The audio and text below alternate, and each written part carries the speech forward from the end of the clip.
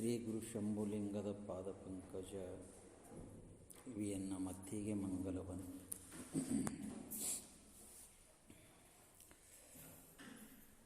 ತ್ರೈಲೋಕ್ಯ ಸಂಪದಾಲೇಖ್ಯ ಸಮುಲ್ಲೇಖನ ವಿತ್ತಯೇ ಸಚ್ಚಿದಾನಂದ ರೂಪಾಯ ಶಿವಾಯ ಬ್ರಹ್ಮಣೇ ನಮಃ. ಯಾಮಾಹು ಸರ್ವಲೋಕಾನಾಂ ಪ್ರಕೃತಿಂ ಶಾಸ್ತ್ರಪಾರಗಾಃ ತಾಂ ಧರ್ಮಚಾರಿಣಿಂ ಶಂಭೋ ಪ್ರಣಮಾಮಿ ಪರಾಂ ಶಿವಾಂ. ಸದ್ಗುರು ತ್ರಯರ ದಿವ್ಯ ಚರಣಗಳು ಋನ್ಮಂದಿರದಲ್ಲಿ ಧ್ಯಾನಿಸಿಕೊಂಡು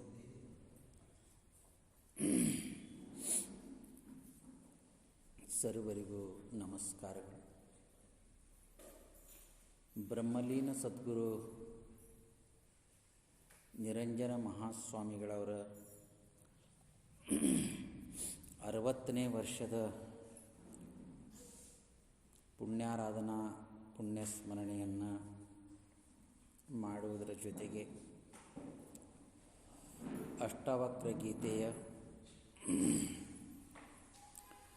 15ನೇ ಅಧ್ಯಾಯದ 20ನೇ ಶ್ಲೋಕವನ್ನು ಇವತ್ತು ನಾವು ಚಿಂತನೆ ಮಾಡ್ತಾ ಇದ್ದೀವಿ.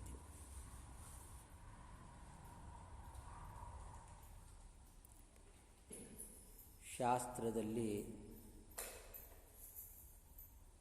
ಅಥವಾ ಸಾಧನೆಗಳಲ್ಲಿ 2 ಪ್ರಕಾರ.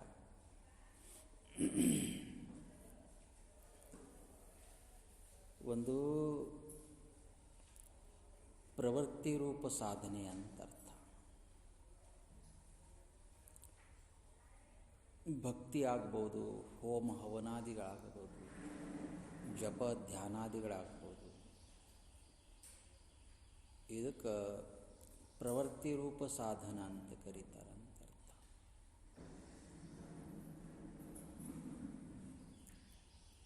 ಇದಕ್ಕೆ ಮತ್ತೊಂದು ಹೆಸರಿದೆ, ಇದಕ್ಕೆ ಪರಂಪರಾ ಸಾಧನ ಅಂತ ಕರೀತಾರೆ.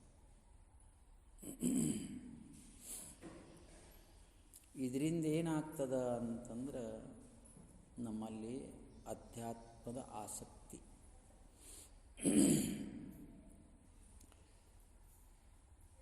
ಸ್ವಲ್ಪ ಅಂತಃಕರಣ ಶುದ್ಧಿ, ಅಂದರೆ ಪೂರ್ಣ ಆಗಂಗಿಲ್ಲ, ಸ್ವಲ್ಪ ಅಂತಃಕರಣದ ಶುದ್ಧಿ. ಇದಕ್ಕೆ ಪ್ರವೃತ್ತಿ ಮಾರ್ಗ ಅಥವಾ ಪ್ರವೃತ್ತಿ ಸಾಧನೆಗಳು ಅಂತ ಕರೀತಾರೆ, ಅಥವಾ ಪರಂಪರಾ ಸಾಧನ ಅಂತ ಕರೀತಾರೆ ಅಂತ ಅರ್ಥ. ಎಲ್ಲಿವರೆಗೆ ಇದು ಅಂತಂದ್ರೆ ನಿಧಿಧ್ಯಾಸನದವರೆಗೆ ಇವೆಲ್ಲ ಪ್ರವೃತ್ತಿ ಸಾಧನೆಗಳು ಅಂತ ಅರ್ಥ.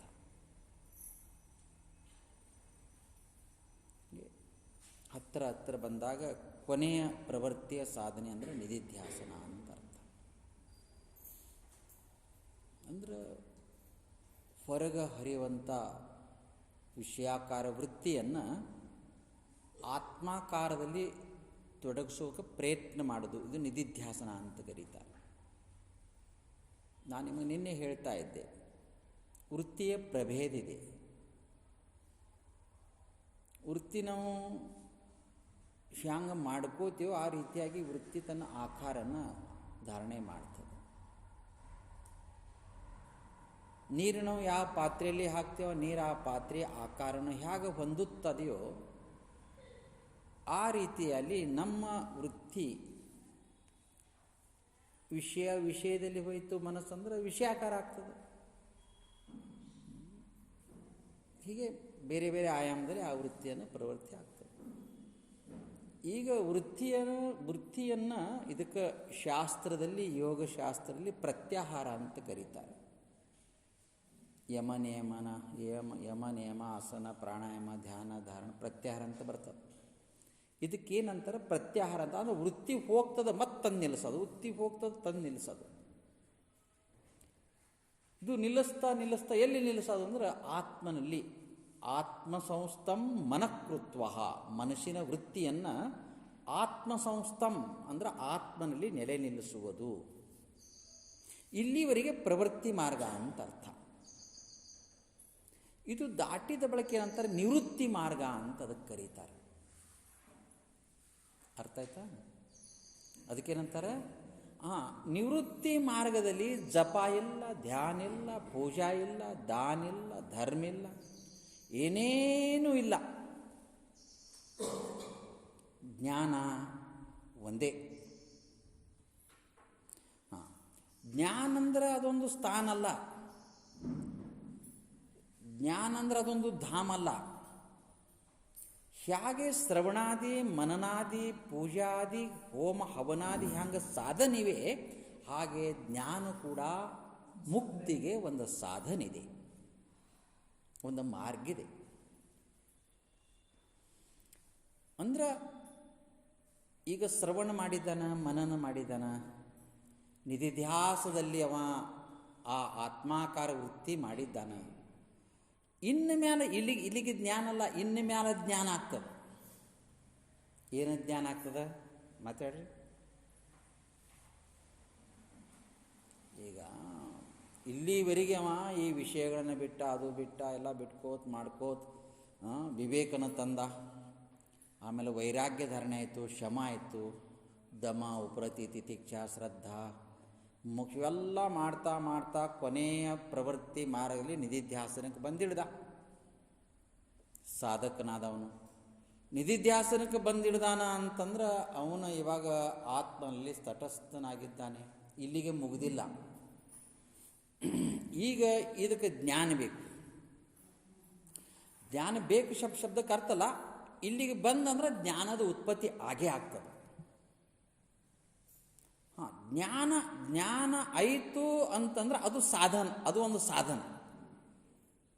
ಅಂದ್ರೆ ಸಾಧನದಲ್ಲಿ ಎರಡು ಪ್ರಕಾರ, ಒಂದು ಪರಂಪರಾ ಸಾಧನ, ಮತ್ತೊಂದು ಸಾಕ್ಷಾತ್ ಸಾಧನ. ಒಂದು ಪ್ರವೃತ್ತಿ ಮಾರ್ಗ, ಇನ್ನೊಂದು ನಿವೃತ್ತಿ ಮಾರ್ಗ. ಎಲ್ಲಿವರೆಗೆ ಪ್ರವೃತ್ತಿ ಮಾರ್ಗ ಅಂದ್ರೆ ನಿಧಿಧ್ಯಾಸನದವರೆಗೆ ಪ್ರವೃತ್ತಿ ಮಾರ್ಗ. ನಿಧಿಧ್ಯಾಸದಲ್ಲಿ ನೆಲೆ ನಿಂತ ಅವನಿಗೆ ಜ್ಞಾನದ ಆವಿರ್ಭಾವ ಆಗ್ತದೆ, ಇದು ನಿವೃತ್ತಿ ಮಾರ್ಗ. ಈಗ ನಾವು ತಿಳ್ಕೋಬೇಕು, ಏನು ಜ್ಞಾನ ಅಂದರೆ ಏನು, ಎದಕ್ಕೆ ಜ್ಞಾನ ಅಂತಾರೆ.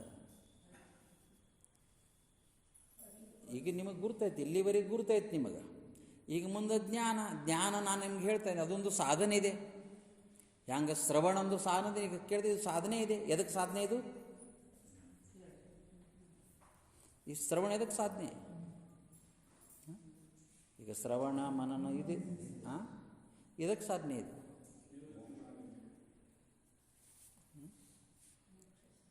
ಶ್ರವಣ ಯಾಕೆ ಬೇಕು? ಜ್ಞಾನಕ್ಕೆ ಇದು ಜ್ಞಾನಕ್ಕೆ ಸಾಧನೆ. ಜ್ಞಾನ ಮೋಕ್ಷಕ್ಕೆ ಸಾಧನೆ. ಅರ್ಥ ಆಗ್ತದ? ಇದೆಲ್ಲವೂ ಮಾಡೋದು ಜ್ಞಾನಕ್ಕಾಗಿ. ಮತ್ತು ಜ್ಞಾನ ಯಾವಾಗ ಆಗ್ತದೆ? ಇದೆಲ್ಲ ಮಾಡೋಣದಿಂದ ಅಂತಃಕರಣ ಶುದ್ಧಿ ಆಗ್ತದೆ. ಅಂತಃಕರಣ ಶುದ್ಧಿ ಆಯ್ತಂದ್ರೆ ಜ್ಞಾನ ಆಗ್ತದೆ. ಜ್ಞಾನಾದೇವತು ಕೈವಲ್ಯಂ ಋತೆ ಜ್ಞಾನಾನ್ನ ಮುಕ್ತಿ ನ ಅನ್ಯ ಪಂಥಃ. ಇದಕ್ಕೆ ಬೇರೆ ಮಾರ್ಗವೇ ಇಲ್ಲ. ಮೋಕ್ಷ ಎದರಿಂದ ಆಗ್ತದಂದ್ರೆ ಜ್ಞಾನದಿಂದಲೇ ಆಗ್ತದೆ. ಅರ್ಥ ಆಗ್ತದ? ಅದು ಹೋಮ ಹವನ ಧ್ಯಾನ ಪೂಜಾ ತಪಸ್ಸು ಜಪ ಇವರಿಂದ ಮೋಕ್ಷ ಆಗಂಗಿಲ್ಲ. ಶ್ರವಣ ಮನನ ಇದರಿಂದ ಮೋಕ್ಷ ಆಗಂಗಿಲ್ಲ. ಮೋಕ್ಷ ಎದರಿಂದ ಆಗ್ತದ?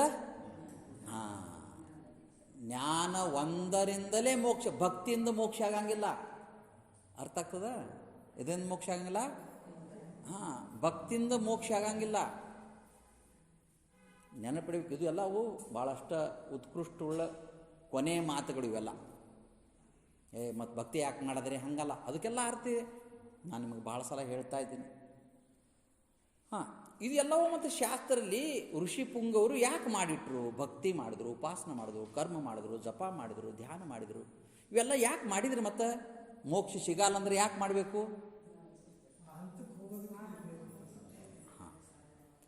ಅಂದ್ರೆ ಇವೆಲ್ಲವೂ ಯಾಕಪ್ಪ ಅಂತ ಜ್ಞಾನ ಒಂದು ಬಿಟ್ಟು ಇವೆಲ್ಲವೂ ಯಾಕೆ ಅಂತಂದ್ರೆ ಅಂತಃಕರಣ ಶುದ್ಧಿಗೆ. ಬೇರೆ ಬೇರೆ ಮಾತೇ ಇಲ್ಲಿ ಅರ್ಥ ಆಗ್ತದ?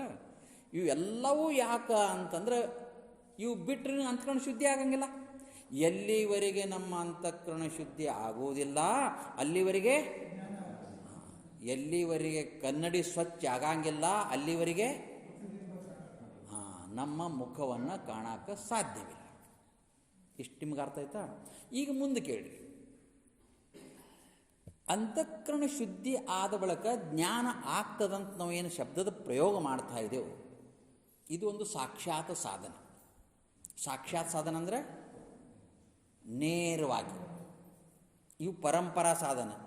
ಇದು ಆದ್ರೆ ಅದು ಆಗ್ತದೆ, ಇದು ಆದ್ರೆ. ಈಗ ವಿವೇಕ ಇದ್ರೆ ವೈರಾಗ್ಯ ಆಗ್ತದೆ. ಎಲ್ಲಿವರೆಗೆ ವಿವೇಕ ಇಲ್ಲ ಅಲ್ಲಿವರೆಗೆ ವೈರಾಗ್ಯ ಇಲ್ಲ. ವಿವೇಕ ಬಿಟ್ಟು ವೈರಾಗ್ಯಕ್ಕೆ ಹೋಗೋಣಂದ್ರೆ ಆ ವೈರಾಗ್ಯ ನಿಲ್ಲಂಗಿಲ್ಲ. ಹಿಂಗೆಲ್ಲ ಒಂದಕ್ಕೊಂದು ಪೂರಕಿವೆ. ಇದಕ್ಕೇನಂತಾರಂದ್ರೆ ಪರಂಪರಾ ಸಾಧನ ಅಂತ ಕರೀತಾರೆ. ಈಗ ನಾವೇನು ವಿಚಾರ ಮಾಡ್ತೇವೆ, ಜ್ಞಾನ ಅಂದರೆ ಏನಪ್ಪ?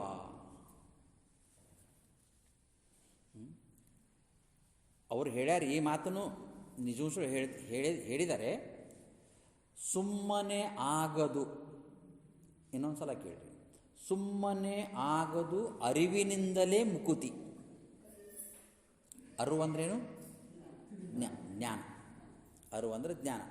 ಅವ್ರೇನು ಹೇಳ್ತಾರೆ, ಸುಮ್ಮನೆ ಆಗದು ಅರಿವಿನಿಂದಲೇ ಮುಕುತಿ. ಈಗ ಕೇಳ್ರಿ, ಇದರ ಅರ್ಥ ಅರಿವಿನಿಂದಲೇ ಮುಕುತಿ, ಆ ಅರಿವು ಸುಮ್ಮನೆ ಆಗಂಗಿಲ್ಲ ಅಂತ ಅರ್ಥ. ಈಗ ಅರ್ಥ ಆಗ್ತದ? ಇನ್ನೊಂದು ಸಲ ಕೇಳಿ. ಸುಮ್ಮನೆ ಆಗದು ಅರಿವಿನಿಂದಲೇ ಮುಕುತಿ, ನೆಮ್ಮಿ ನಿಜ ಮುಕ್ತಿ ಪಡೆಯದೆ ಮನುಜ. ಅದನ್ನೇ ನಂಬಬೇಕಪ್ಪ, ನಂಬು ಜ್ಞಾನವನೇ. ಹಿಂಗೆಲ್ಲ ಶಬ್ದ ಪ್ರಯೋಗ ಮಾಡಿದಾರೆ. ಈಗ ಇಷ್ಟಕ್ಕೆ ಅರ್ಥ ಅವ್ರೇನು ಹೇಳ್ತಿದಾರೆ ಅಂತಂದ್ರೆ, ಸುಮ್ಮನೆ ಆಗದು ಅರಿವಿನಿಂದಲೇ ಮುಕುತಿ. ಈಗೇನು ಅರ್ಥ ಮಾಡಬೇಕು ಇದಕ್ಕಂದ್ರೆ, ಅರಿವಿನಿಂದಲೇ ಮುಕುತಿ, ಆ ಅರಿವು ಸುಮ್ಮನೆ ಆಗಂಗಿಲ್ಲ. ಅರಿವು ಅಂದ್ರೆ ಜ್ಞಾನ. ಅರ್ಥ? ಆ ಅರಿವು, ಆ ಜ್ಞಾನ ಸುಮ್ಮನೆ ಆಗಂಗಿಲ್ಲ. ಮತ್ತೆ ಏನು ಬೇಕು? ಈಗ ಆ ಜ್ಞಾನ ಸುಮ್ಮನೆ ಆಗಲ್ಲ. ಮತ್ತೆ ಏನು ಬೇಕು? ಪೂರ್ವ ಸಾಧನೆ ಬೇಕು. ಏನು ಬೇಕು? ವಿವೇಕ, ವೈರಾಗ್ಯ, ಶಮ, ಷಟ್ ಸಂಪತ್ತಿ, ಮುಮುಕ್ಷತ್ವ, ಇವೆಲ್ಲ ಪೂರ್ವ ಸಾಧನೆ ಇವೆ. ಇದಕ್ಕಿಂತ ಪೂರ್ವದಲ್ಲಿ ಜಪ, ತಪ, ಹೋಮ, ಹವನ ಮುಂತಾದವೆಲ್ಲ. ಇವೆಲ್ಲ ಪೂರ್ವ ಸಾಧನೆ, ಪರಂಪರಾ ಸಾಧನೆ. ಜ್ಞಾನಕ್ಕೆ ಬಂದ ನೆಲೆ ನಿಂತೆವು ಅಂದ್ರೆ ಅದುವೇ ಪರಮ ಸತ್ಯ, ಅದುವೇ ಕೊನೆ ಹಂತ ಅಂತ ಅರ್ಥ ಅಲ್ಲ. ಅರ್ಥ ಆಗ್ತದ? ಈಗ ಜ್ಞಾನ, ಅದರ ಮುಖಾಂತರವಾಗಿ ನಾನು ಮೋಕ್ಷ ಅಥವಾ ಮುಕ್ತಿ, ಕೈವಲ್ಯ ಶಬ್ದದ ಪ್ರಯೋಗ ಮಾಡ್ತೀವಿ, ಅದನ್ನು ಪಡಿಬೇಕು. ಈಗ ನಾನು ನಿಮಗೆ ಕೇಳ್ತೀನಿ, ಜ್ಞಾನ ಅಂದರೆ ಏನಪ್ಪ? ಪ್ರವಚನ ಹೇಳೋದು ಜ್ಞಾನವೋ, ಏನು ಗ್ರಂಥ ಕಂಠಸ್ಥ ಮಾಡೋದು ಜ್ಞಾನವೋ, ಏನು ಸುಮ್ಮನೆ ಕುಂಡ್ರೋದು ಜ್ಞಾನವೋ? ಎದಕ್ಕೆ ಜ್ಞಾನ ಅಂದರೆ ಎದಕ್ಕಂತಾರೆ?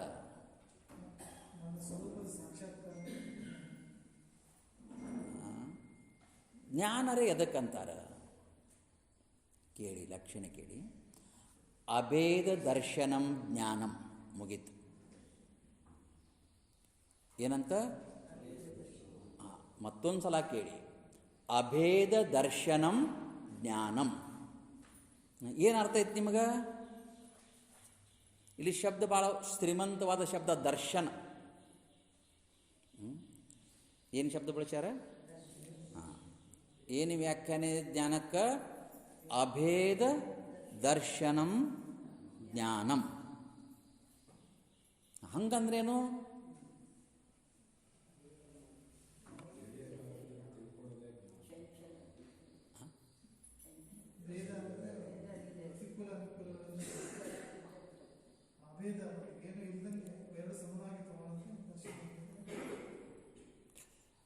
ಅಭೇದ ಅಂದ್ರೆ ಏನು? ಅಭೇದ ಅಂದ್ರೆ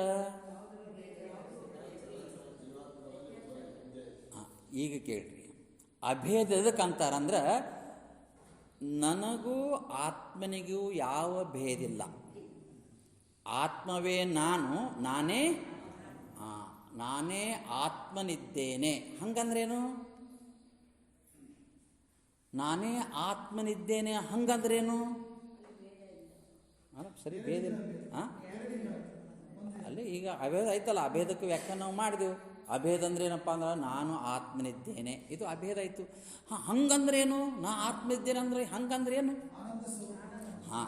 ನಾ ಏನಿದ್ದೀರಿ ಅಂತಂದ್ರೆ, ಜೋ ಸುಖ ನಿತ್ಯ ಪ್ರಕಾಶ ವಿಭು, ಯಾವುದು ಆನಂದವಾಗಿದೆ, ಆನಂದಂ ಬ್ರಹ್ಮೇತಿ, ನಾನು ಆನಂದನಿದ್ದೇನೆ, ಇದು ಯಥಾರ್ಥತೆ ನಿನಗೆ ಗುರುತಾಯಿತು ಅಂದ್ರೆ ಇದಕ್ಕೆ ಕೈವಲ್ಯ ಅಂತ ಕರೀತಾರೆ ಅಂತರ್ಥ. ಕೇವಲಶ್ಯ ಭಾವ ಕೈವಲ್ಯ, ಒಂದೇ ಒಂದು ಭಾವನೆ, ಅದು ಆನಂದದ ಸ್ಫುರಣ. ಅರ್ಥ ಆಗ್ತದ? ಇದಕ್ಕೇನಂತಾರೆ? ಮೋಕ್ಷ ಅಂತ ಕರೀತಾರೆ, ಮುಕ್ತಿ ಅಂತ ಕರೀತಾರೆ. ಈಗ ಮತ್ತೆ ವಿಚಾರ ಮಾಡಬೇಕಾಯ್ತು ನಾವು ಈ ಶ್ಲೋಕವನ್ನು ಆಧಾರವಾಗಿಟ್ಕೊಂಡು. ಈ ಶ್ಲೋಕದ ಸುತ್ತಮುತ್ತ ನಾವೆಲ್ಲವೂ ಈಗ ತಿಳ್ಕೊಂಡು ಬಂದಿದ್ದೆವು. ಇವಾಗ ಶ್ಲೋಕ ಆಧಾರ ಇಟ್ಕೊಂಡು ನಿಮಗೆ ಇವಾಗ ಶ್ಲೋಕದ ಅರ್ಥವನ್ನು ನಿಮಗೆ ಆಗಕ್ಕೆ ಸಾಧ್ಯ ಆಗ್ತದೆ. ಶ್ಲೋಕ ಇದೆ ಕೇಳ್ರಿ.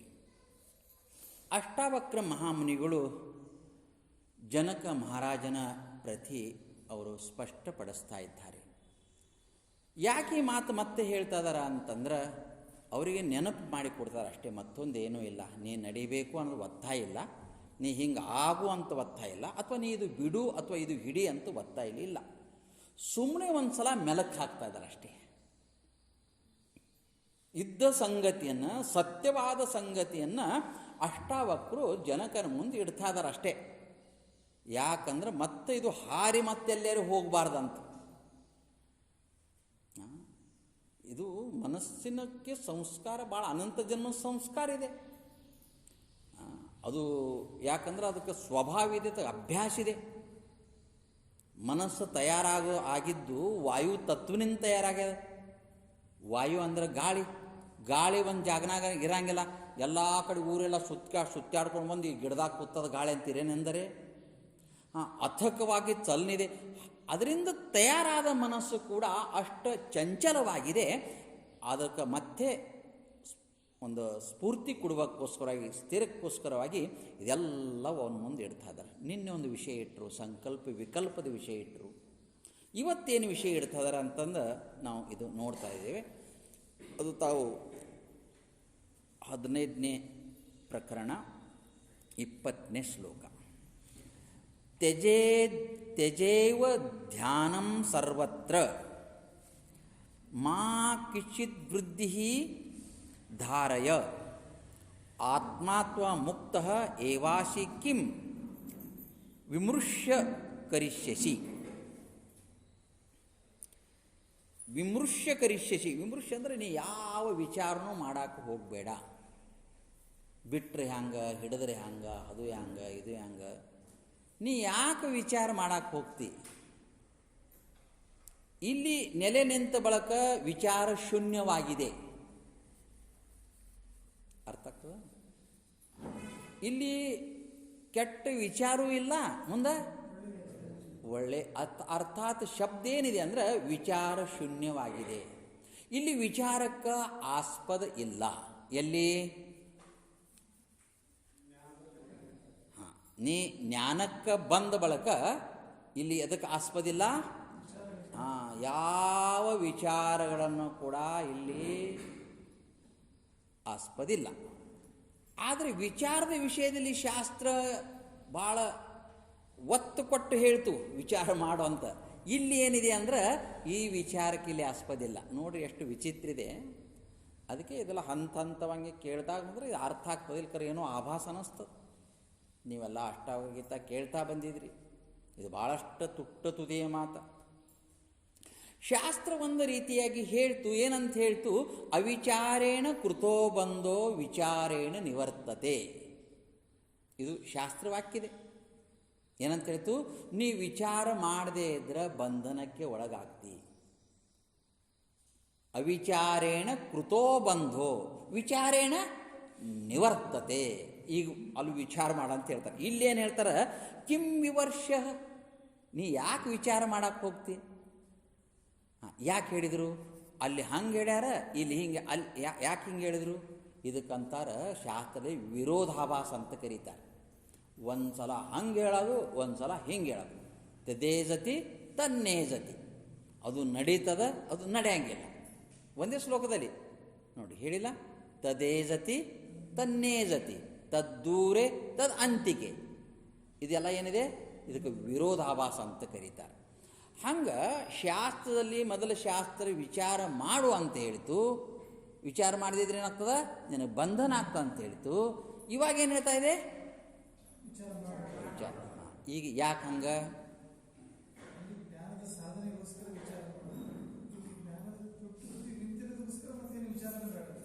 ಈಗ ವಿಚಾರ ಮಾಡಿ ಮಾಡಿ ಮಾಡಿ ಇಲ್ಲಿಗೆ ಬಂದಿದ್ದೀವಿ, ಮತ್ತೆ ಅದೇ ವಿಚಾರ ಮಾಡ್ಕೋತ ಕುಂತಿ ಅಂದ್ರೆ ಈಗ LKG UKG 1ನೇ ಕ್ಲಾಸ್ 2ನೇ ಕ್ಲಾಸ್ 10ನೇ ಕ್ಲಾಸ್ PUC ವರೆಗೆ ಬಂದಾನ, ಡಿಗ್ರಿವರೆಗೆ ಬಂದಾನಪ್ಪ, ಮತ್ತು ಆ ಈ ಬರಿತೀನಿ ಅಂದ್ರೆ ಅವನಿಗೆ ನಗೆ ಬರ್ತದೆ, ನಾ ಯಾಕಿದು ಬರ್ಕೋತ ಕುಂತೀನಪ್ಪ ಅಂತಾನವ. ಹಾಂ, ಈಗ ಕೇಳ್ರಿ, ಅವ್ರು ಹೇಳ್ತಾರೆ ತ್ಯಜೇ ದೇವ ಧ್ಯಾನಂ ಸರ್ವತ್ರ. ವ್ಯಾಖ್ಯಾನ ಮಾಡೋದೇ ಕಷ್ಟ, ಆದ್ರೆ ಹೇಳ್ಯಾರವರು ಮಾಡಲೇಬೇಕು. ನೀನು ಧ್ಯಾನ ಮಾಡಾಕ ಹೋಗಬೇಡ, ಬಿಟ್ಟು ಬಿಡು. ಯಾಕೆ? ಇಲ್ಲಿ ಸ್ಪಷ್ಟ ಹೇಳ್ತಾರೆ, ಆ ಶ್ಲೋಕ ನೋಡ್ರಿ ಗ್ರಂಥಿದ್ರೆ, ತ್ಯಜೇ ದೇವ ಧ್ಯಾನಂ ಸರ್ವತ್ರ. ಎಲ್ಲ ಧ್ಯಾನಗಳು, ಅಹಂಗ್ರ ಧ್ಯಾನ ಇದೆ, ಪ್ರತ್ಯೇಕ ಧ್ಯಾನ ಇದೆ, ಧ್ಯಾನ ಇದೆ, ಅಭಿಧ್ಯಾನ ಇದೆ. ಧ್ಯಾನದಲ್ಲಿ 10 ಹಲವು ಪ್ರಕಾರಿವೆ. ಅದೆಲ್ಲವನ್ನೇ ಬಿಟ್ಟು ಬಿಡು. ಅದು ಒಂದನೇ ಬಿಟ್ಟು ಬಿಡು. ಅದು ಒಂದನೇ ಬಿಟ್ಟು ಬಿಡು. ಯಾಕೆ ಹೇಳ್ರಿ ನೋಡಣ, ಅಷ್ಟಾವಕ್ರ ಮಹಾಮುನಿಗಳು ಧ್ಯಾನ ಮಾಡಬೇಡ ಜನಕ ಅಂತ ಹೇಳ್ತದ. ಯಾರಿಗೆ ಹೇಳ್ತದ್ರ?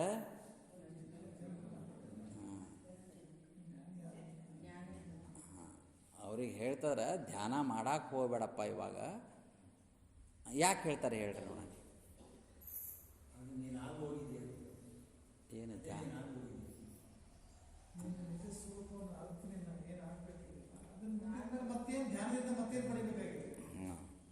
ನಿಜ ಸ್ವರೂಪವೇ ತಾನಾದ ಬಳಿಕ ಮತ್ತೇನು ಬಡಿಬೇಕಾಗ್ಯದ? ಈಗ ಕೇಳ್ರಿ, ನೈಜ ಅರ್ಥನ ಕೇಳಿ. ತಮಗೆ ಗುರ್ತಿದೆ, ಧ್ಯಾನದಲ್ಲಿ ಭೇದಿದೆ. ಧ್ಯಾನ ಮಾಡೋವನು ಒಬ್ಬ, ಧ್ಯಾನ ಮಾಡಿಸಿಕೊಳ್ಳವ ಒಬ್ಬ. ಏನೈತಿ ಇಲ್ಲಿ? ಹಾಂ, ಭೇದ ಐತಲ್ಲ, ಅರ್ಥ ಆಗಲ್ಲ? ನಿಮಗೆ ಹೇಳ್ತೀನಿ, ಧ್ಯಾನ ಮಾಡಬೇಕಾದ್ರೆ ತ್ರಿಪುಟಿ ಬೇಕು. ಧ್ಯಾತೃ, ಧ್ಯಾನ, ಧ್ಯೇಯ. ಧ್ಯಾತೃ ಅಂದರೆ ಮಾಡುವನು, ಧ್ಯಾನ ಒಂದು ಸಾಧನ ಇದೆ, ಧ್ಯೇಯ ಅಂದರೆ ಒಂದು ಗುರಿ ಇದೆ. ಇದಕ್ಕೇನಂತಾರೆ? ತ್ರಿಪುಟ ಅಂತ ಕರೀತಾರೆ. ಎಲ್ಲಿವರೆಗೆ ತ್ರಿಪುಟ್ ಇದೆ ಅಲ್ಲಿವರೆಗೆ ದುಃಖ ಇದೆ, ಹೊಯ್ದಾಟಿದೆ, ಭೇದಿದೆ. ಇವ ಎಲ್ಲಿ ನಿಂತಾನಿವಾಗ? ಜನಕ ಮಹಾರಾಜ ಎಲ್ಲಿ ನಿಂತಾನಿವಾಗ? ಅಭೇದದಲ್ಲಿ ನಿಂತಾನ. ಎಲ್ಲಿ ನಿಂತಾನವ? ಹಾಂ, ಅಭೇದದಲ್ಲಿ ನಿಂತಾಗ ಮತ್ತೆ ಭೇದಕ್ಕೆ ಯಾಕೆ ಬರಬೇಕು? ಹಾಂ, ಧ್ಯಾನ ಬೇಕು. ಅದು ಒಂದು ಧ್ಯಾನಕ್ಕೊಂದು ಹಂತ. ನೀ ಕೊನೆವರೆಗೂ ಅದೇ ಮಾಡ್ಕೋತ ಕುಂತ ನಮಗೆ ಅಭೇದ ದರ್ಶನ ಹ್ಯಾಂಗೆ ನಿನಗೆ ಆಗ್ತದ? ಎಲ್ಲಿವರೆಗೆ ನಿನಗೆ ಅಭೇದ ದರ್ಶನ ಆಗಂಗಿಲ್ಲ ಅಲ್ಲಿವರೆಗೆ ಜ್ಞಾನ ಆಗಂಗಿಲ್ಲ. ಎಲ್ಲಿವರೆಗೆ ಜ್ಞಾನ ಆಗಂಗಿಲ್ಲ ಅಲ್ಲಿವರೆಗೆ ಮೋಕ್ಷ ಆಗಂಗಿಲ್ಲ. ಅರ್ಥ ಆಗ್ತದ? ಹಾಂ, ಈಗ ಏನು ವಿಚಾರ ಮಾಡಿದೆವು ನಾವು ಅಂತಂದ್ರೆ, ಧ್ಯಾನದಲ್ಲಿ ಭೇದಿದೆ, ಧ್ಯಾನದಲ್ಲಿ ತ್ರಿಪುಟಿ ಇದೆ, ಧ್ಯಾನದಿಂದ ಸಮಯ ವ್ಯರ್ಥ ಆಗ್ತದೆ. ನಾನು ಸುಖವಾಗಿ ಇದ್ದ ಬಳಿಕ ಮತ್ತೆ ಧ್ಯಾನಕ್ಕೆ ನಾ ಕೈ ಹಾಕುವ ಹಾಗಿಲ್ಲ. ಎಷ್ಟು ದಿವಸ ನೀ ಧ್ಯಾನ ಮಾಡ್ಕೋದ್ಕೊಂಡ್ರ ಅವನು? ನಿನಗೇನು ಅದರಿಂದ ಏನು ಆಗಿದೆ? ಅದಕ್ಕೆ ಅವ್ರು ಅಂತಾರ, ಈಗ ನೀ ಅಭೇದದ ದರ್ಶನ ಮಾಡಿದೆಪ್ಪ, ಮತ್ತೆ ಧ್ಯಾನಕ್ಕೆ ನೀ ಎಳಸಬೇಡ. ಮಾ ಕಶ್ಚಿದ್ ವೃತ್ತಿಧಾರಯ. ಯಾವುದರ ವೃತ್ತಿಯಾಗಲಿ ಮನಸ್ಸಾಗಲಿ ಧಾರಣೆ ಬೇಡ. ಅಷ್ಟಾಂಗ ಯೋಗದಲ್ಲಿ ಹೇಳ್ಕೊಂಡು ಬಂದಿದ್ದಾರೆ, ಧ್ಯಾನ, ಧಾರಣ, ಸಮಾಧಿ ಅಂತ ಹೇಳ್ಕೊಂಬಂದಾರೆ. ಆ ಧಾರಣನೂ ಬೇಡ. ಇವೇ ಬಹಳಷ್ಟು ಮುಖ್ಯ. ಅಷ್ಟಾಂಗ ಯೋಗದಲ್ಲಿ ಇವು ಎರಡೇ ಮುಖ್ಯ. ಏನೇನು? ಒಂದು ಧ್ಯಾನ, ಮತ್ತೊಂದು ಧಾರಣ. ಇದ್ರೆ ಅವೆಲ್ಲ ತಂತಾನೆ ಬೆನ್ನತ್ತಾವ.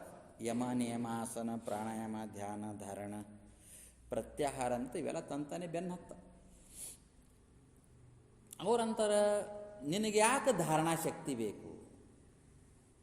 ಧಾರಣ ಶಬ್ದಕ್ಕೆ ಅರ್ಥ ಏನಿದೆ? ಹರಿವ ವೃತ್ತಿಯನ್ನು, ಚಲಿಸುವ ಮನಸ್ಸನ್ನು ಸ್ಥಿರಗೊಳಿಸುವುದಕ್ಕೆ ಧಾರಣ ಅಂತ ಕರೀತಾರೆ. ಈಗ ಮನುಷ್ಯನಲ್ಲೂ ಚಂಚಲಿಲ್ಲ, ವೃತ್ತಿಯಲ್ಲೂ ಹೊಯ್ದಾಟಿಲ್ಲ, ಅದು ನಿನಗೆ ಬೇಡ ಅಂತ ಹೇಳ್ತಾರೆ ಅವರು. ಯಾಕೆ?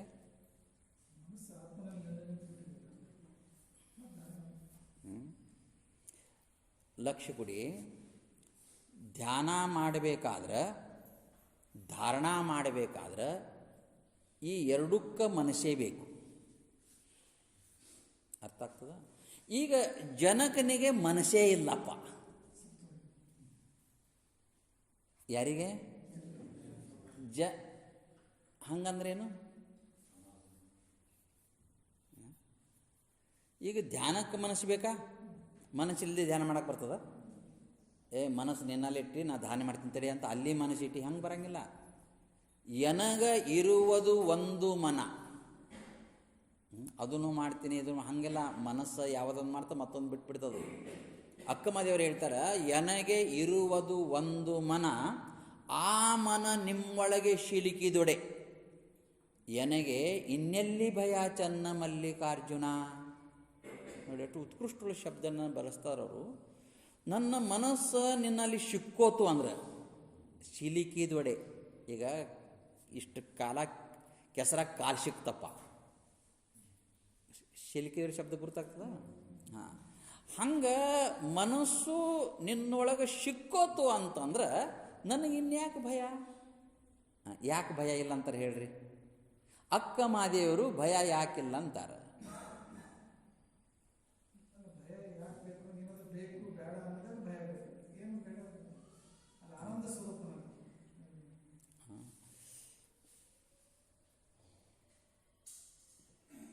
ಅರ್ಥ ಆಗ್ತದ? ಏನು ಅರ್ಥ ಆಗ್ತದ ಅಂತಂದ್ರೆ, ಎನಗೆ ಇರುವುದು ಒಂದು ಮನ, ಆ ಮನ ನಿಮ್ಮೊಳಗೆ ಶಿಲಿಕಿದೊಡೆ, ಎನಗೆ ಇನ್ನೆಲ್ಲಿ ಭಯ. ನಿಮ್ಗೆ ಹೇಳ್ತೀನಿ, ಭಯ ತಂದು ಕೊಡೋದು ಮನಸ್ಸ. ಯಾವಾಗ ಆ ಪರಮ ವಸ್ತುವನ್ನು ಬಿಟ್ಟು ಹೊರಗೆ ಬಂತು ಅಂದ್ರೆ ಭೇದಿದೆ, ಭೇದಿಂದ ಭಯ ಇದೆ. ಭಯ ಯಾಕಿದೆ? ಎಲ್ಲಿ ಭೇದಿದೆ ಅಲ್ಲಿ ಭಯ ಇದೆ, ಎಲ್ಲಿ ಭೇದಿಲ್ಲ ಅಲ್ಲಿ ಭಯ ಇಲ್ಲ.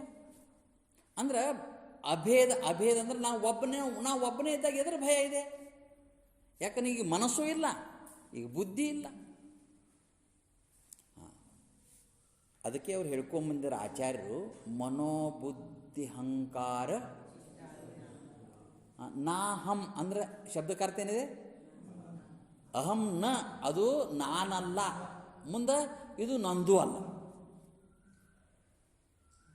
ಈ ಅಂತಃಕರಣ ನಾನೂ ಅಲ್ಲ. ಎಲ್ಲಿವರೆಗೆ ಮನಸ್ಸು ಬುದ್ಧಿಯಾದಿ ಪರಮ ಸತ್ಯದಿಂದ ದೂರ ಇರ್ತಾವ ಅದಕ್ಕೆ ಭಯ ಅಷ್ಟೇ ಅಲ್ಲ, ಏನೊಂದೆಲ್ಲ ವಾಂಡ್ತಾವ. ಭಯ ಅಷ್ಟೇ ಅಲ್ಲ. ಅದಕ್ಕೆ ದೈವಿ ಗುಣದಲ್ಲಿ ಮೊದಲೇ ಭಗವಂತ ಆ ಶಬ್ದನ ಇಟ್ಟಿದ್ದಾನೆ, ಅಭಯಂ. ನೀ ಹ್ಯಾಂಗಿರು? ಅಭಯಂ ಸತ್ವ ಸಂಶುದ್ಧಿ ಜ್ಞಾನಯೋಗ ವ್ಯವಸ್ಥಿತಾ. ನೀ ಜ್ಞಾನದಲ್ಲಿ ನೆಲೆ ನಿಂತಿ ಅಂದ್ರೆ ನಿನಗೆ ಭಯಾನೇ ಇಲ್ಲ. ಭಯ ಅನ್ನೋದು ಅಸುರಿ ಗುಣ. ಮನುಷ್ಯ ಯಾಕೆ ಭಯ ಪಡ್ತಾನ? ಮನಸ್ಸಿದೆ ಅದಕ್ಕೆ ಭಯ ಪಡ್ತಾನೆ. ನೆನಪಿಡಬೇಕು, ಮನುಷ್ಯ ತಪ್ಪು ಮಾಡ್ಯಾನ ಭಯ, ಅದು ಮುಂತಾದ ಕಥೆ. ಅದೆಲ್ಲ ಮಾಡ್ಬೇಕಾದ್ರೆ ಮನಸ್ಸೇ ಬೇಕಾ? ಎಲ್ಲಿವರೆಗೆ ಮನಸ್ಸಿದೆ ಅಲ್ಲಿವರೆಗೆ ಭಯ ಇದೆ. ಮನಸ್ಸೇ ಇಲ್ಲ ಅಂದರೆ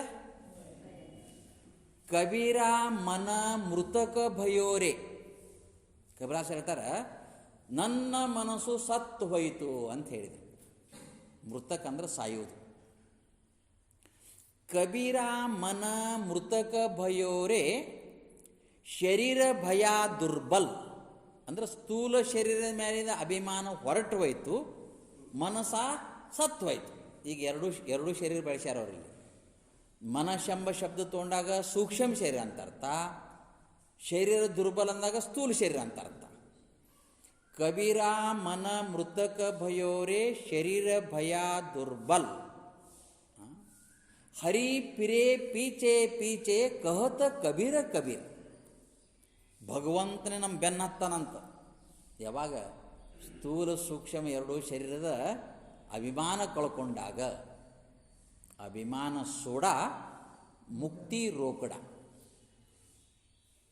ಅದಕ್ಕಿಲ್ಲಿ ಹೇಳ್ತಾರವರು, ಈ ಧಾರಣಾಶಕ್ತಿನೂ ನಿನ್ನಲ್ಲಿ ಬೇಡ. ಧಾರಣಾಶಕ್ತಿ ಯಾವಾಗ ಅಂದ್ರೆ ಅದು ಪೂರ್ವಭಾವಿಯಾಗಿ ಮುಂತಾದ ಕತೆ. ಈಗ ಕೇಳ್ರಿ, ಆತ್ಮಾತ್ಮ ಮುಕ್ತ ಏವಾಸಿ. ನೀನು ಆತ್ಮನು, ನೀ ಯಾವಾಗಲೂ ಮುಕ್ತ ಸ್ವರೂಪನೇ. ಮುಕ್ತ ತ್ವಂ ಮುಕ್ತ ಏವಾಸಿ. ತ್ವಂ ಅಂದ್ರೆ ನೀನು, ಹೇ ಜನಕ, ನೀನು ಮುಕ್ತನೇ ಇದೆಯಾ? ಅರ್ಥ ಆಗ್ತದ? ನೀನು ನನಗೇನೂ ಗುರುತಿಲ್ಲ, ನೀ ಅಜ್ಞಾನೇ ಅಂದಾಗೂ ಕೂಡ ನೀ ಮುಕ್ತಿದಿ.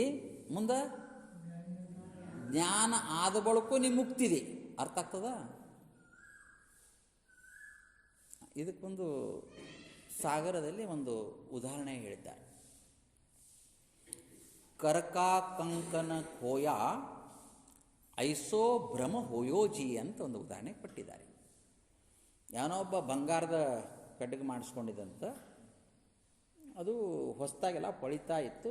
ಯಾವಾಗಲೂ ಹೊಸದಾಗಿ ಏನರ ಇತ್ತಂದ್ರೆ ಅದ್ರ ಮೇಲೆ ಲಕ್ಷ್ಯ ಜಾಸ್ತಿ ಇರ್ತದೆ. ಅದರ ಮೇಲೆ ಲಕ್ಷ್ಯ ಜಾಸ್ತಿ ಇರ್ತದೆ. ಅವ ಉದ್ದು ತೋಳಿನ ಅಂಗಿ ಹಾಕ್ಕೊಂಡಿದ್ದ. ಅದು ಅಂಗಿ ಮ್ಯಾಲೆ ಸರಿಸಿ ಅವ ಅದು ಆಗಾಗ ನೋಡ್ತಾ ಇದ್ದ.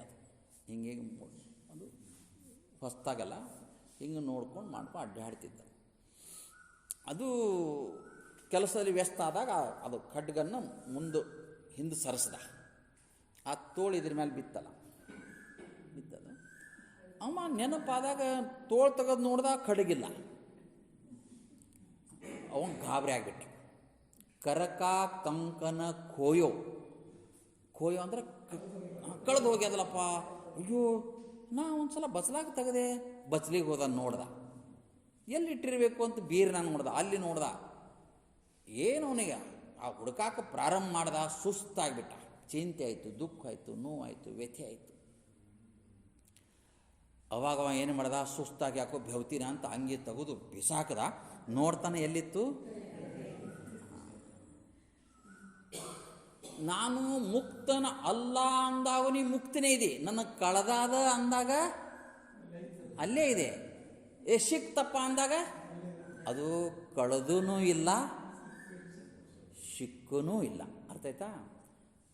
ಅದು ಕಳೆದಿಲ್ನು, ಅದು ಸಿಕ್ಕಿಲ್ನು. ಕಳೆದಂಗಾಗ್ಯದ. ಅರ್ಥ ಆಗ್ತದ? ಮತ್ತೇನಾಗ್ಯದ? ಹಾಂ, ಕಳೆದಂಗಾಗ್ಯದ, ಸಿಕ್ಕಂಗಾಗ್ಯದ. ಐಸೋ ಭ್ರಮ ಹೋಯೋಜಿ. ನಾ ಮುಕ್ತನ ಅಲ್ಲ ಅಂತ ನಿನಗೆ ಭ್ರಮೆ ಆಗಿದೆ. ನೀ ಅಲ್ಲ ಅಂದಾಗ ನೀ ಮುಕ್ತನೇ ಇದೆ. ನಾ ಮುಕ್ತ ಅಂದಾಗ ಅವಾಗನೇ ಮುಕ್ತಿದೆ. ಹಾಂ, ಈಗ ಮತ್ತೆ ವಿಚಾರ ಮಾಡಬೇಕಾಯ್ತು ಇದ್ರ ಮೇಲೆ. ಹಾಂ, ನಾನು ನಾ ಮುಕ್ತನ ಅಲ್ಲ ಅಂದಾಗೂ ನೀ ಮುಕ್ತನಿದೆ. ಮತ್ತು ಮುಕ್ತನ ಇದೇನೆ ಅಂತ ತಿಳಿಯೋ ಅವಶ್ಯಕತೆ ಏನಿದೆ? ಏನು ತಿಳಿದು? ನಾ ಮುಕ್ತನಿದ್ದೀನಪ್ಪ, ತಿಳಿಯೋ ಅವಶ್ಯಕತೆ ಏನಿದೆ? ಶಾಸ್ತ್ರ ಯಾಕಬೇಕು? ಗುರು ಯಾಕಬೇಕು? ಮಠ ಯಾಕಬೇಕು? ಮಂದಿರ ಯಾಕಬೇಕು? ಯಾಕೆ? ನೀ ಮುಕ್ತನಂದಾಗೂ ಮುಕ್ತಿ ಇದೆ, ಮುಕ್ತ ಅಲ್ಲ ಅಂದಾಗೂ ನೀ ಮುಕ್ತನಿದೆ. ಮತ್ತು ತಿಳಿಯೋ ಅವಶ್ಯಕತೆ ಏನಿದೆ?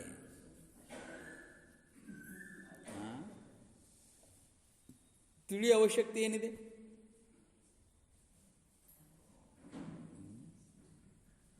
ಇದಕ್ಕೆ ಮತ್ತೊಂದು ನೀತಿಶಾಸ್ತ್ರ ಉದಾಹರಣೆ ಹೇಳ್ತಾರೆ.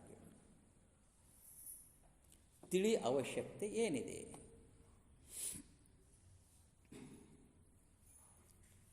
ಒಬ್ಬ ಕತ್ತಿ ಸಾಕಿದ. ಒಂದು ಕತ್ತಿಗೆ ಮೈಸಾಕಿ ಬಿಡ್ತಿದ್ದ, ಅದಕ್ಕೆ ಬಿಡ್ತಿದ್ದ, ತಂದು ಕಟ್ತಿದ್ದ. ತಂದು ಕಟ್ಟಿ ಅವ ಮಲ್ಕೊಂಡಾಗ ಒಂದು ಕನಸು ಬಿತ್ತು ಅವನಿಗೆ. ಕತ್ತಿ ಹರ್ಕೊಂಡು, ಅಂದರೆ ಹಗ್ಗ ಕಟ್ಟಿದ್ದಾರೆ ಕಾಲಿಗೆ, ಅದು ಒದ್ದಾಡಿ ಹರ್ಕೊಂಡು ಯಾರ್ದೋ ಬೆಳೆ, ಪ್ರಫುಲ್ಲ ಬೆಳೆ ಬೆಳೆದಿತ್ತು, ಜೋಳದ ಬೆಳೆ. ಆ ಹೊಲದಾಗ ಹೋಗಿ ಕತ್ತಿ ಮೈತಾ ಇದೆ. ಎಲ್ಲಿದು?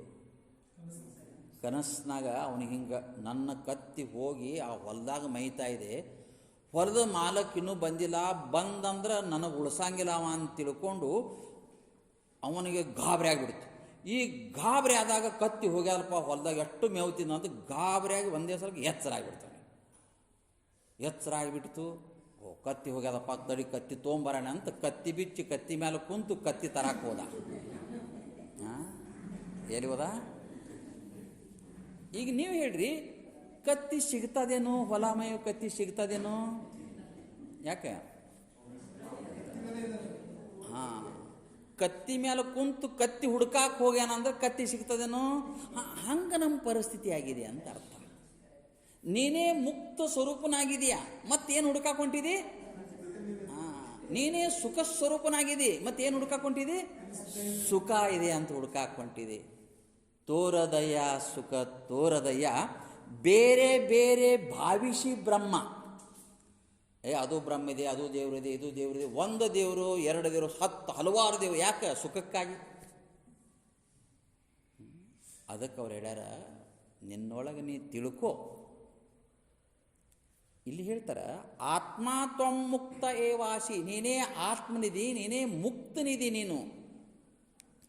ಕಿಂ ವಿಮೃಶ್ಯ ಕರಿಷ್ಯಸಿ, ನೀ ಯಾಕೆ ಸುಮ್ಮನೆ ವಿಚಾರ ಮಾಡ್ತಾ ಇದ್ದೀ? ಎಷ್ಟು ತುಟ್ಟು ತುದಿಯ ಮಾತು ನೋಡ್ರಿ ಇದು.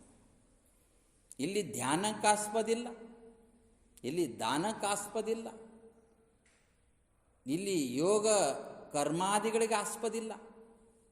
ಅಭೇದ ದರ್ಶನಂ. ನಿಮಗೆ ಹೇಳ್ತೀನಿ, ಜ್ಞಾನ ಆದರೆ ಮೋಕ್ಷ ಆಗಕ್ಕೆ ತಡ ಇಲ್ಲ. ಬಾಗಲ ಕಿಟಕಿ ತೆಗೆದ ಬಳಕ ಬೆಳಕು ಬರಕ್ಕೆ ತಡ ಇಲ್ಲ. ಅಂತಃಕರಣ ಶುದ್ಧಿ ಆಗಕ್ಕೆ ತಡ ಇದೆ, ಆದರೆ ಜ್ಞಾನ ಆಗಕ್ಕೆ ತಡ ಇಲ್ಲ. ಜ್ಞಾನ ಆಯ್ತಂದ್ರೆ ಮೋಕ್ಷ ಆಗಕ್ಕೆ ತಡ ಇಲ್ಲ. ಒಂದು ಒಂದು ಒಂದು ಚುಟ್ಕಿ ಹೊಡೆದ್ರೆ ಮೋಕ್ಷ, ಹಿಂಗೆ ಒಂದು ಚುಟ್ಕಿ ಅಂತಾರೆ.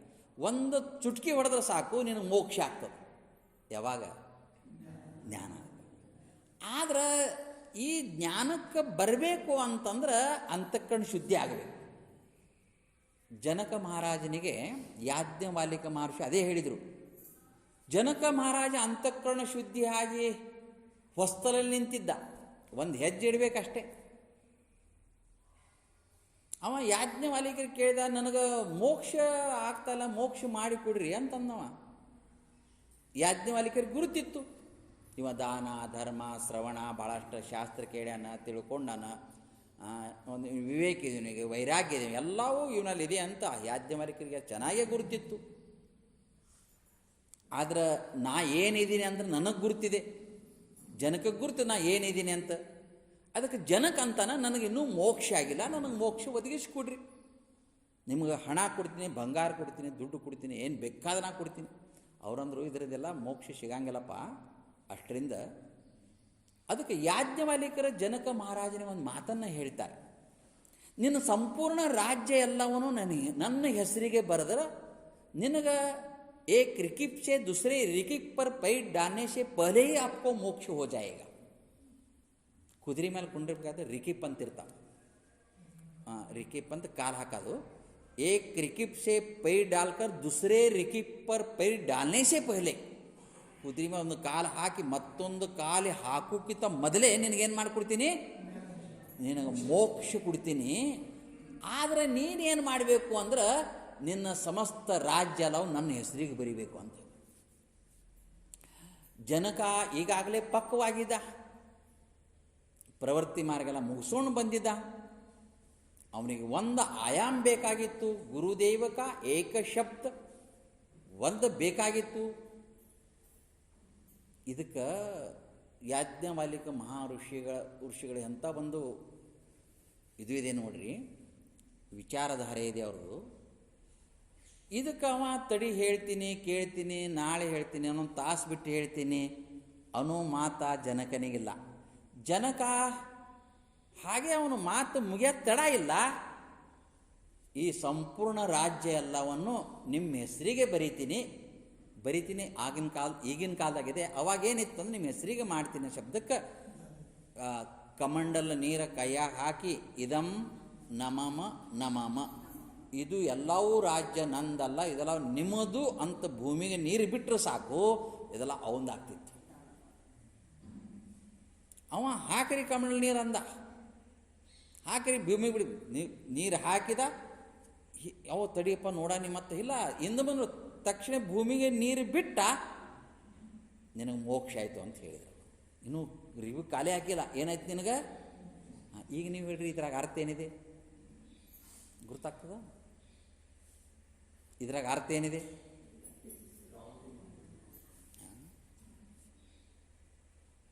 ಏನು ಅರ್ಥ ಇದೆ ಇದ್ರಾಗ?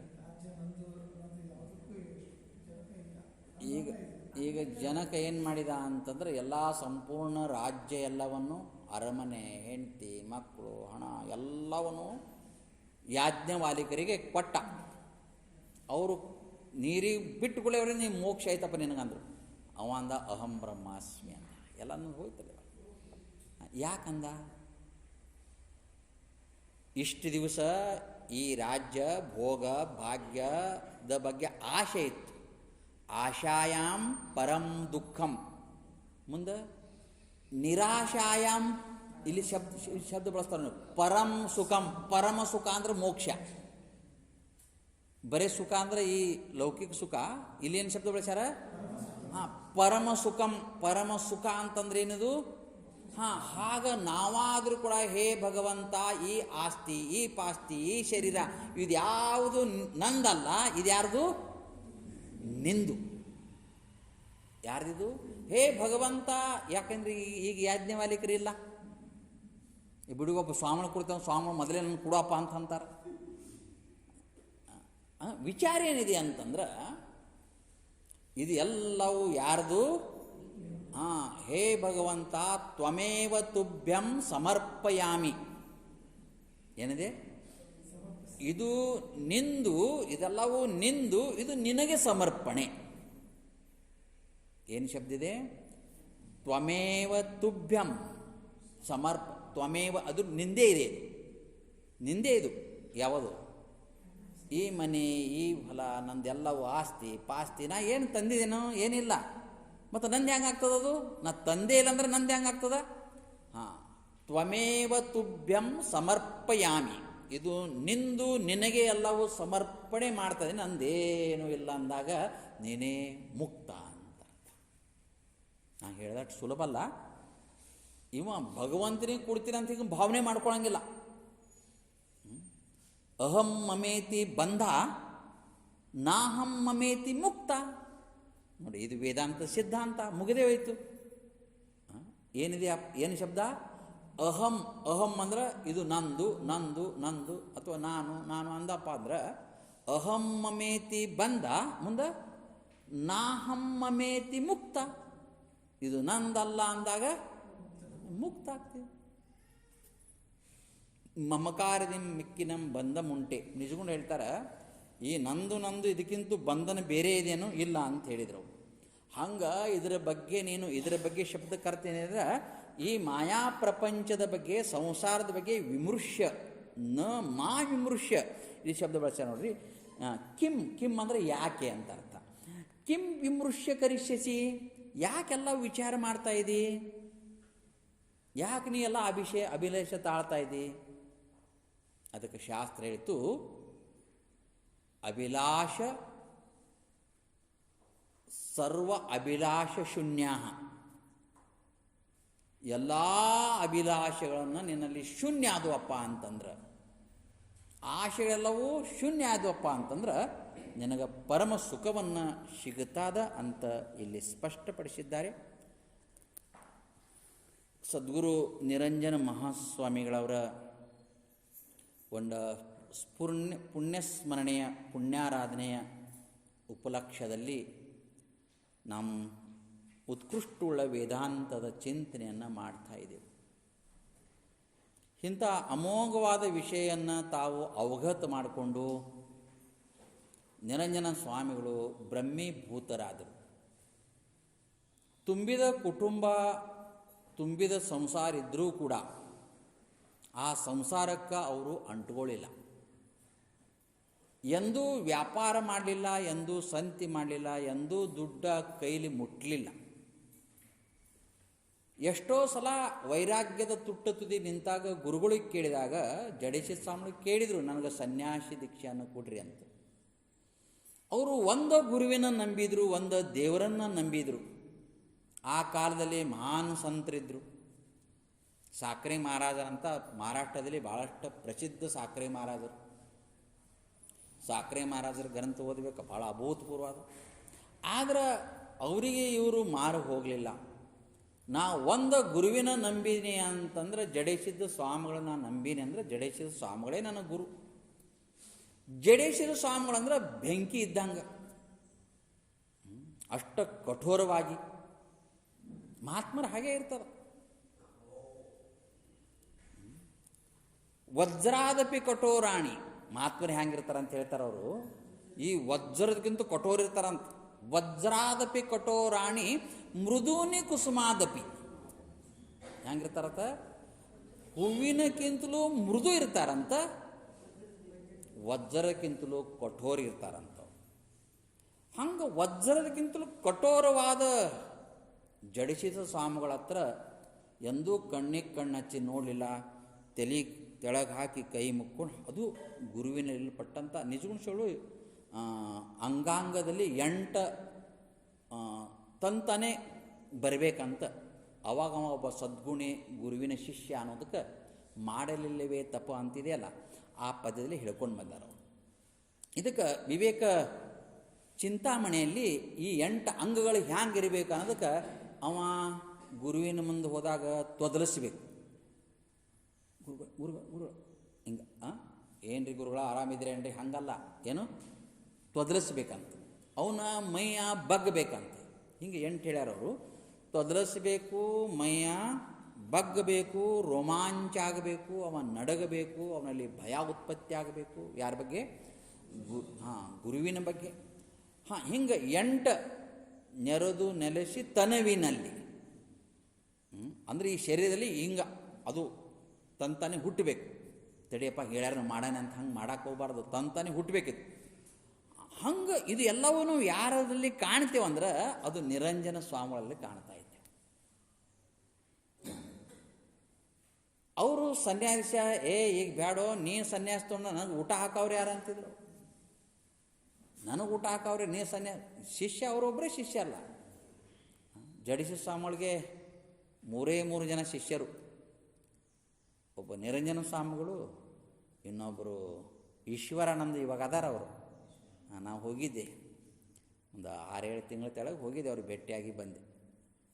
ವಯಸ್ಸಾಗಿದೆ. ಈಶ್ವರಾನಂದ ಸ್ವಾಮಿಗಳಂತ, ಇನ್ನೊಬ್ಬರು ಸರ್ವಮಂಗಳಮ್ಮರ ಅಂತ. ಇವರೇ 3 ಜನ ಅವ್ರಿಗೆ ಶಿಷ್ಯರು.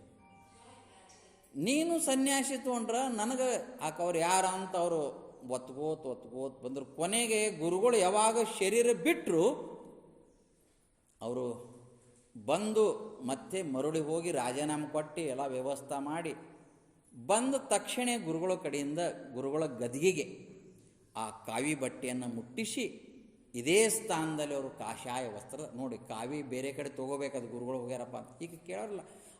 ಇವರೇ ಪ್ರತ್ಯಕ್ಷ ಗುರುಗಳು ಅಂತ ತಿಳ್ಕೊಂಡು ಅವರ ಗದಿಗೆ ಆ ಬಟ್ಟೆ ಮುಟ್ಟಿಸಿ ಅವರು ತಾವು ಕಾಷಾಯ ವಸ್ತ್ರವನ್ನು ಧಾರಣೆ ಮಾಡಿಕೊಂಡು ಕುಂತ್ರ